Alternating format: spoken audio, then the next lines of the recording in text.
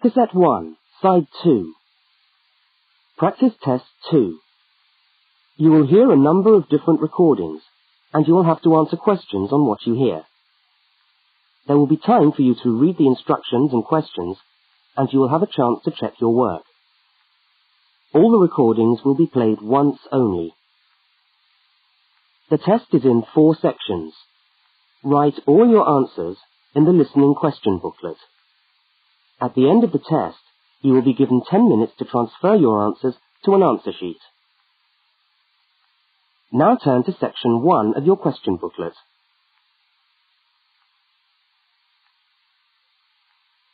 Section 1.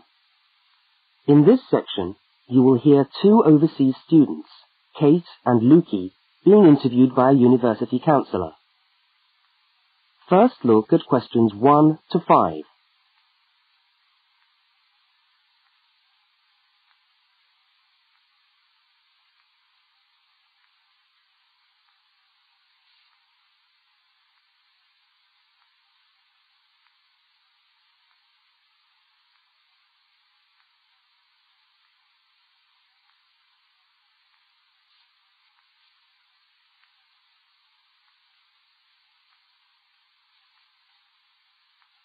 You will see that there is an example which has been done for you. On this occasion only, the conversation relating to the example will be played first.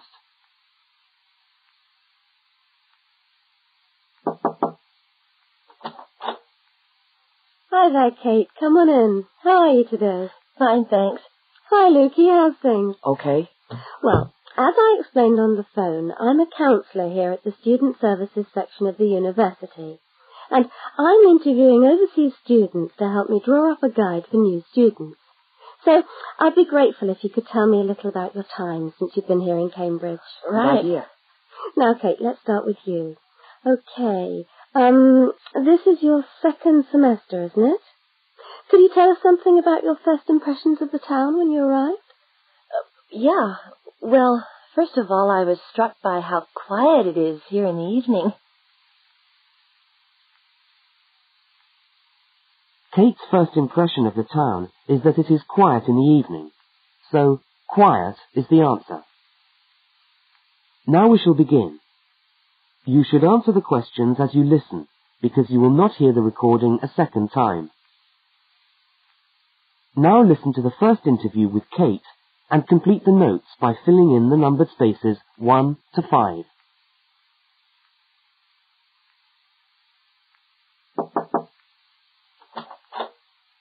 Hi there, Kate. Come on in. How are you today? Fine, thanks. Hi, Lukey. How's things? Okay.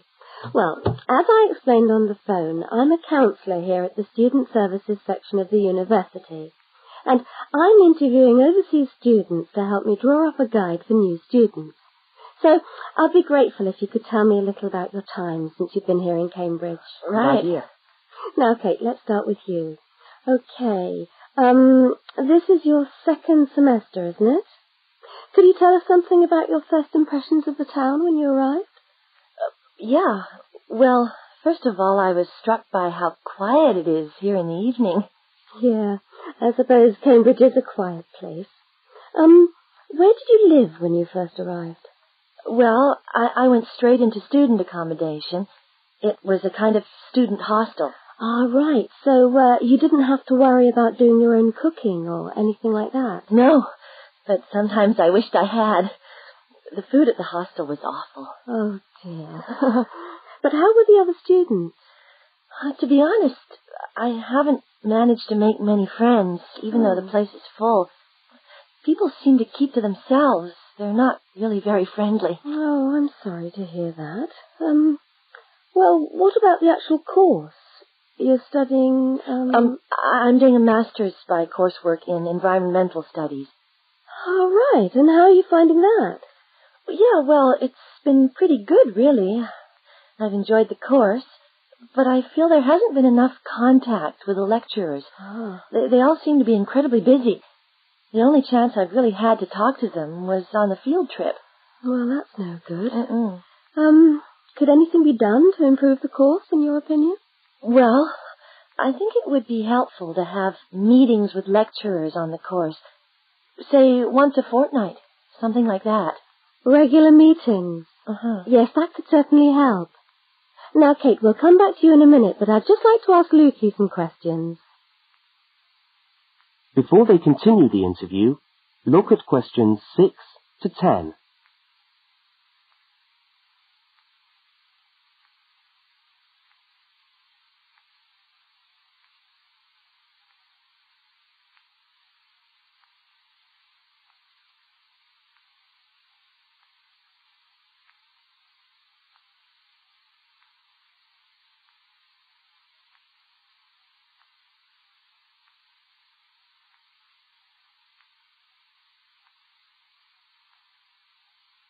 As you listen to the rest of the interview, complete the notes.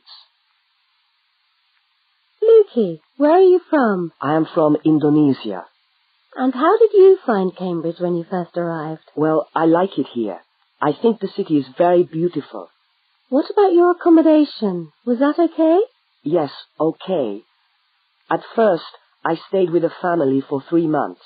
They were very kind to me, but they had 3 young children and I found it difficult to study. Right, I see. So after 3 months, I moved out, and now I live with 2 other students in a student house. It's much cheaper and we like it there. Good. And what about your studies? What are you studying? I'm doing a Bachelor of Computing. Computing, I see.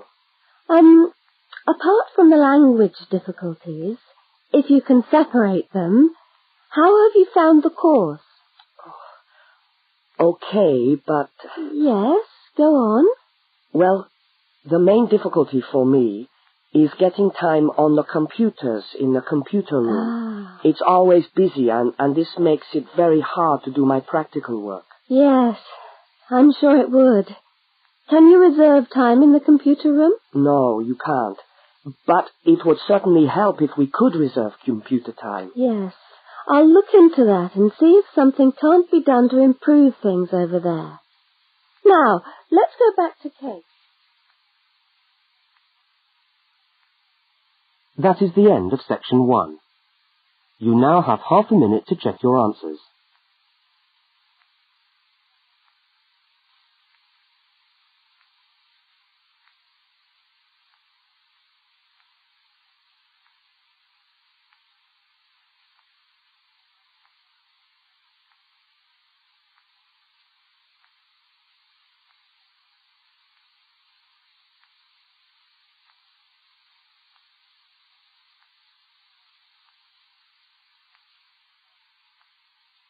Now turn to section 2.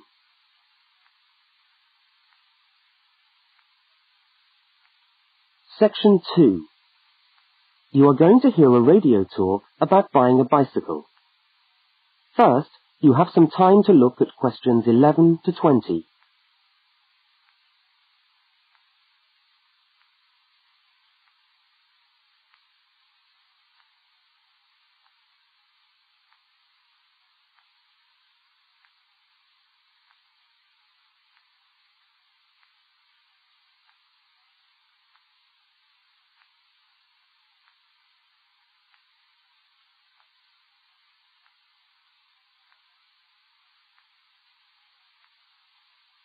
Now listen to the first part of the talk and complete the notes by filling in the numbered spaces 11 to 20. Well, last week we talked about buying camping equipment, and today I'd like to talk to you about buying a bicycle. A simple enough exercise, you might imagine, but there are lots of things to look out for to make sure you get the best deal for your money. Well, the range of bicycles is enormous. There are racing bikes, touring bikes, mountain bikes, or just plain ordinary bikes for riding around town. They vary enormously in 2 basic ways: price and quality. This means that the choice you make will probably be determined by the amount of money you want to pay, your own personal needs, what is actually available, or a compromise of all 3 things. However, in broad terms, you can spend anything from $50 to $2,000 on a bike, so you'll need to know what you're looking for. Single-speed cycles, that is bikes with no gears, are really only suited to short, casual rides. Their attraction is their simplicity and reliability. After years of neglect, they still manage to function, though not always too efficiently. If it's basic transport you're after, then you can't go wrong. 3-speed cycles, on the other hand, are all that is really necessary for most town riding, going to the shops and things like that. Like the single-speed bike, they're simple and reliable. If you are going to be going up and down lots of hills, then you'll probably want something more efficient. 5 and 10-speed bicycles are best suited to riding over long distances or hilly terrain and to serious touring. So if it's serious touring you're interested in, get a 5 or 10-speed bike. However, it's worth remembering that the difference in price between a 5 and 10-speed cycle is usually very little, and so it's well worth paying that little bit extra to get the 10-speed one. So I would tend to recommend the 10-speed bike as the price is similar. However, you'll be getting better quality components. Now the next thing we need to look at is size. Buying a cycle is like buying clothes. First of all, you find the right size, and then you try it on to see if it fits. Contrary to what you might imagine, the size of the cycle is not determined by the size of the wheels, except in children's cycles, but by the size of the frame. So you'll need to measure the length of your legs and arms to get a frame that is the right size for you. Well, that's all from Helpful Hints for today. That is the end of section 2. You now have half a minute to check your answers.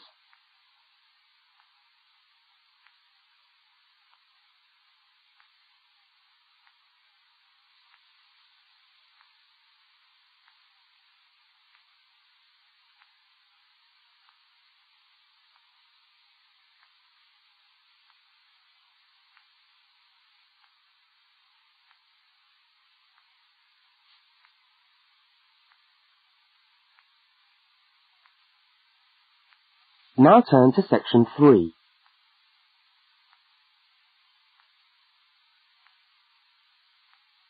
Section 3. In this section, you will hear a conversation between two students, Fiona and Martin, talking about a tutorial topic. First, look at questions 21 to 24.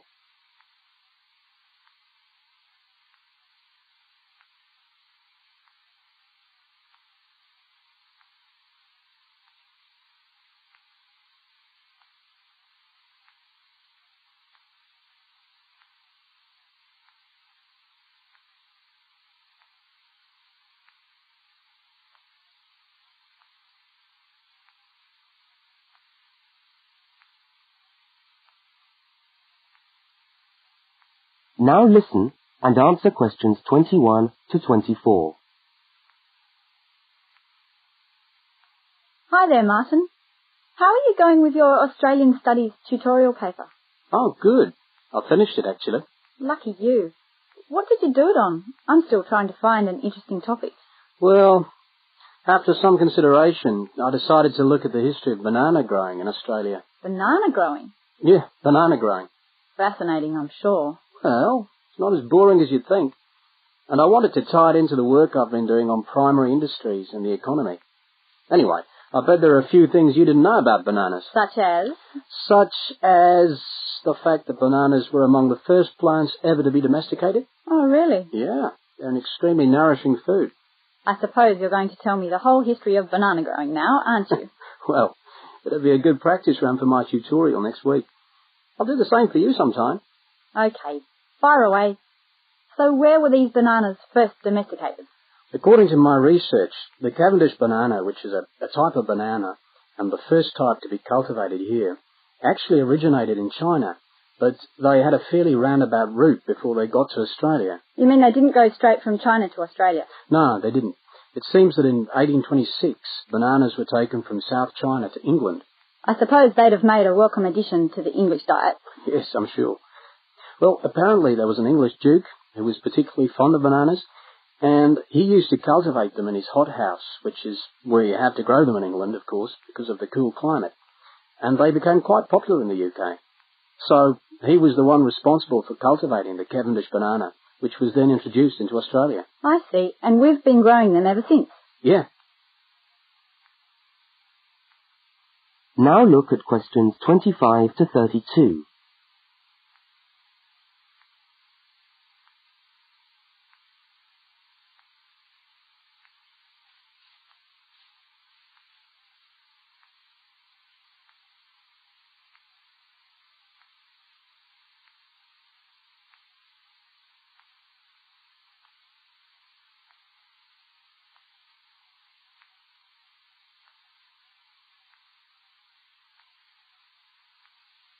As the conversation continues, complete Martin's notes. Are they hard to grow? Well, yes and no. To grow them in your garden, no, not really. But to grow them commercially, you need to know what you're doing. You see, you only get one bunch of bananas per tree, and it can take up to 3 years for a tree to bear fruit if you don't do anything special to it. But this period is greatly reduced with modern growing methods, particularly in plantations where you have perfect tropical conditions. Right. So what are you looking at? 1 year? 2 years? No, around 15 months in good conditions for a tree to produce a bunch of bananas.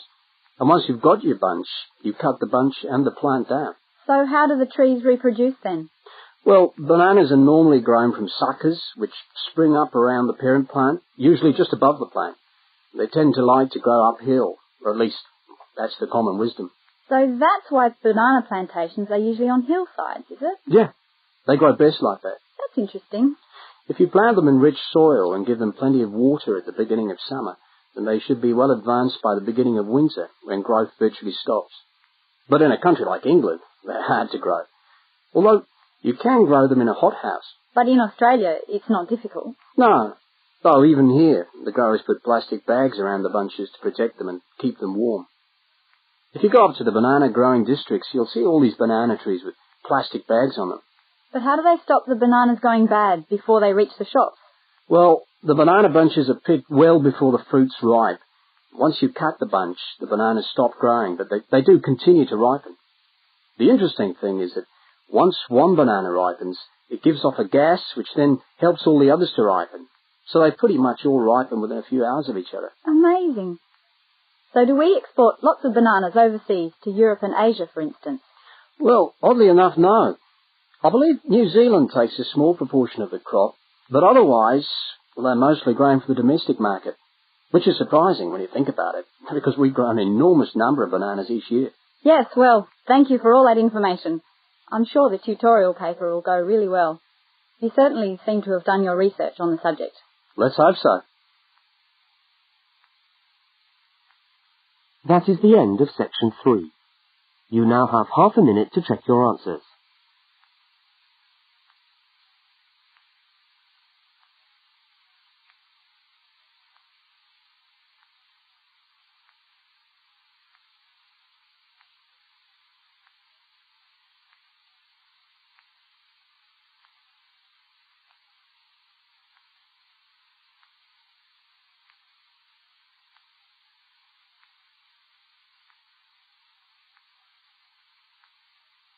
Now turn to section 4.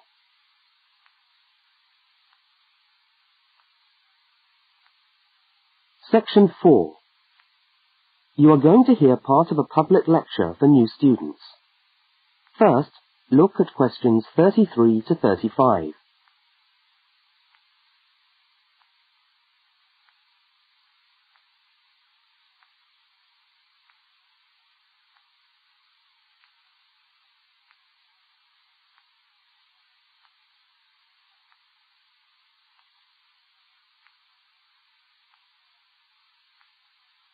Now listen and answer questions 33 to 35.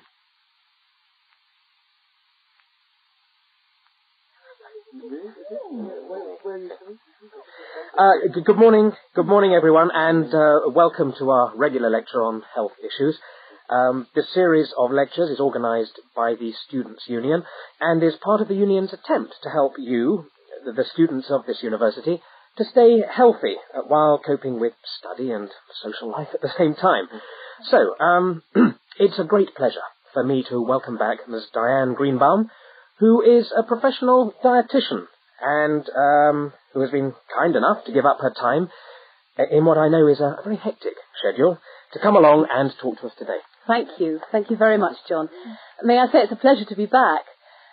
Now, stresses at university, being away from home and having to look after yourselves, learning your way around the campus, all contribute to making it quite hard sometimes to ensure that your diet is adequate.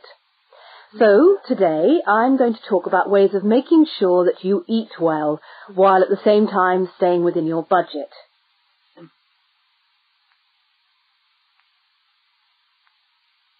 Now look at questions 36 to 41.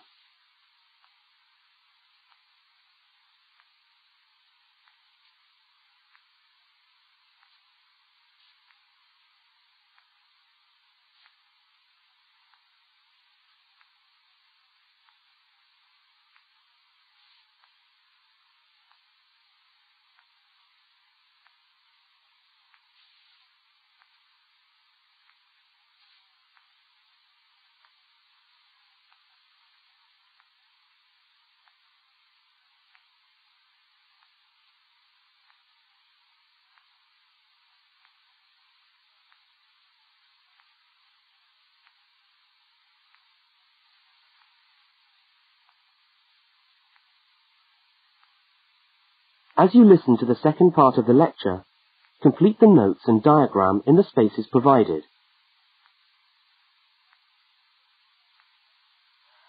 If you have a well-balanced diet, then you should be getting all the vitamins that you need for normal daily living. However, sometimes we think we're eating the right foods, but the vitamins are escaping, perhaps as a result of cooking, and anyway, we're not getting the full benefit of them. Now, if you lack vitamins in any way, the solution isn't to rush off and take vitamin pills, though they can sometimes help. No, it's far better to look at your diet and how you prepare your food. So, what are vitamins? Well, the dictionary tells us they are food factors essential in small quantities to maintain life. Now, there are fat-soluble vitamins which can be stored for quite some time by the body, and there are water-soluble vitamins which are removed more rapidly from the body, and so a regular daily intake of these ones is needed. Okay, so how can you ensure that your diet contains enough of the vitamins you need? Well, first of all, you may have to establish some new eating habits.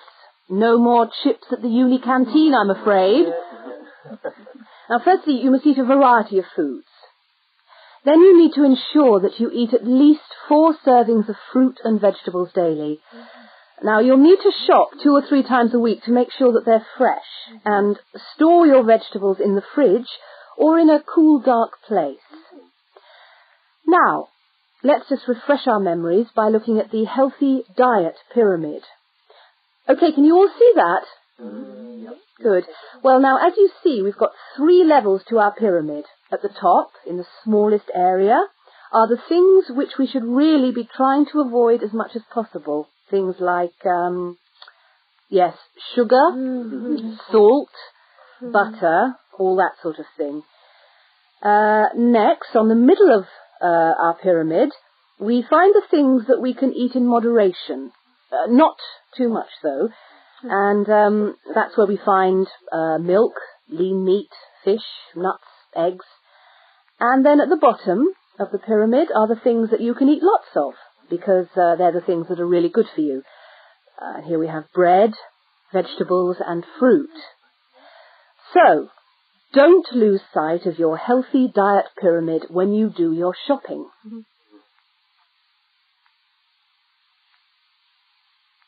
That is the end of section 4. You now have half a minute to check your answers.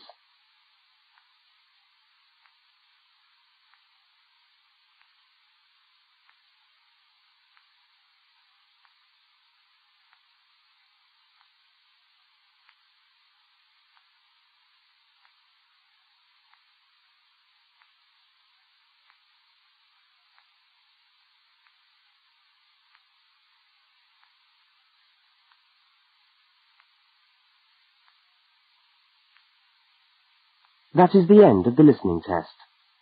You now have 10 minutes to transfer your answers to the listening answer sheet.